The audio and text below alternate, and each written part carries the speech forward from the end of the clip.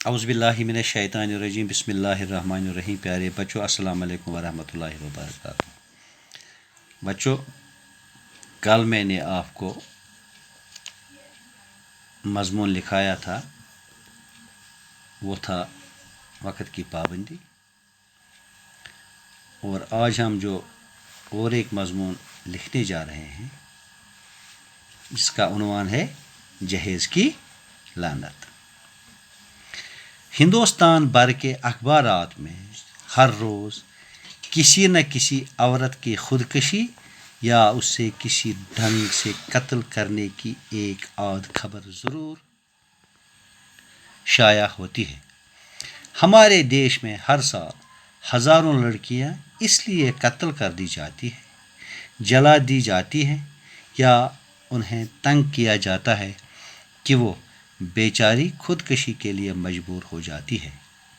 اس کے لیے بڑی وجہ لڑکیوں میں کسی قسم کے نقص کا ہونا نہیں ہے، بلکہ ان کا شادی کے وقت اپنے سسرال میں اپنے ساتھ بہت کم جہیز لانا ہے. آج کل ہر لڑکے کے والدین کی یہ زبردست خواہش ہوتی ہے کہ ان کا لڑکا اس گھر میں شادی کر لے جہاں سے ٹی وی، موٹر سائیکل، اعلیٰ فرنیچر وغیرہ کی مانگ کرتے ہیں. اس طرح وہ لڑکوں کو نیلام کر دیتے ہیں اور جو زیادہ بولی دے اس کی لڑکی کے ساتھ اپنے لڑکے کا رشتہ کرتے ہیں. جہیز ہمارے سماج کے لیے ایک لعنت ہے. جہیز کے مسائل دن بدن خوفناک شکل اختیار کرتے جا رہے ہیں.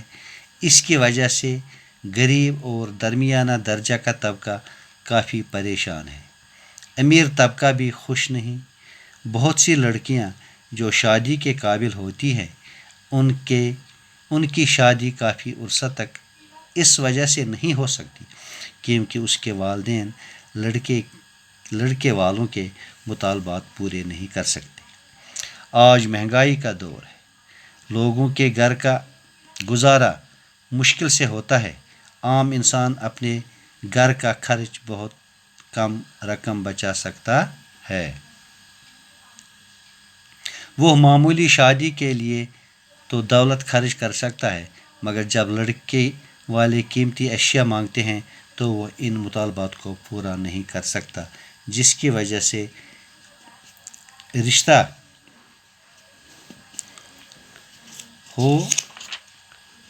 رشتہ ہونے سے پہلے ہی ٹوٹ جاتا ہے اور اس کے ساتھ ہی لڑکی کا والد بھی ٹوٹ کر رہ جاتا ہے. جب جہیز کی رسم ہمارے سماج میں شروع ہوئی تھی تو اس وقت وہ ٹھیک تھی. دیش کی زیادہ تر آبادی دیہات میں رہتی تھی اور اکثریت کا گزارا کھیتی باڑی پر تھا. ان دنوں دیہات کے لوگ صرف نمک ہی باہر سے خریدتے تھے اور باقی ضروریات کی تمام اشیاء دیہات میں ہی پیدا کی جاتی تھی. لڑکی جب ہوش سنبھالتی تھی تو والدین اسے اپنے لیے چھوٹی موٹی چیزیں جہیز کے طور پر خود تیار کرنے کے لیے کہتے تھے.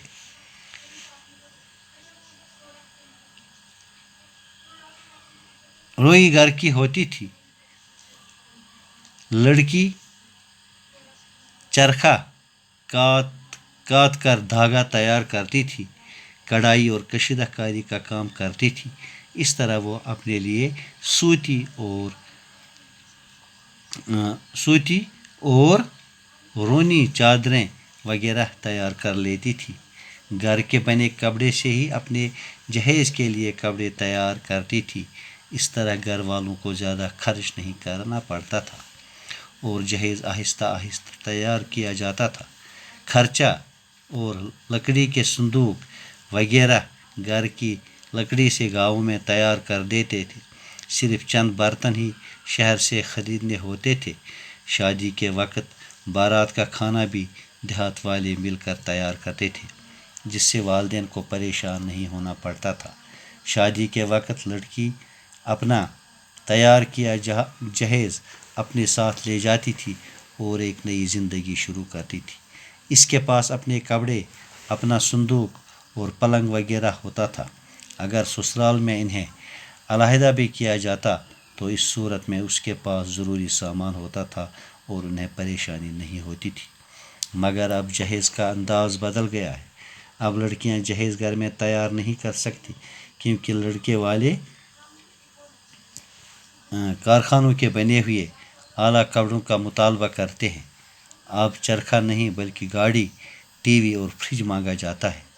جہاں پہلے شادی پر بہت کم خرچ آتا تھا، وہاں اب اس سے بھی کئی گنا خرچ تو منگنی کے وقت ہی آتا ہے۔ ظاہر ہے کہ ایک عام انسان اتنی رقم خرچ نہیں کر سکتا، اس سے قرض لینا پڑتا ہے۔ یہ قرض آسانی سے ادا نہیں ہو سکتا، جس کی وجہ سے لڑکی کے والدین ساری عمر قرض ہی اتارتے رہتے ہیں اور ان کی زندگی تباہ ہو جاتی ہے۔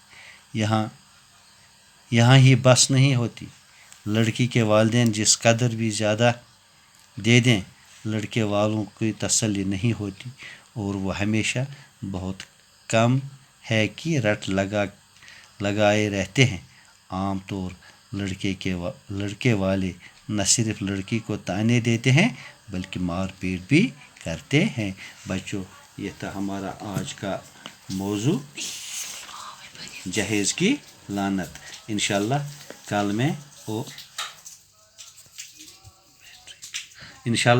کل میں اور ایک موضوع لے کر آپ کے سامنے حاضر ہو جاؤں گا۔ تب تک کے لیے خدا حافظ۔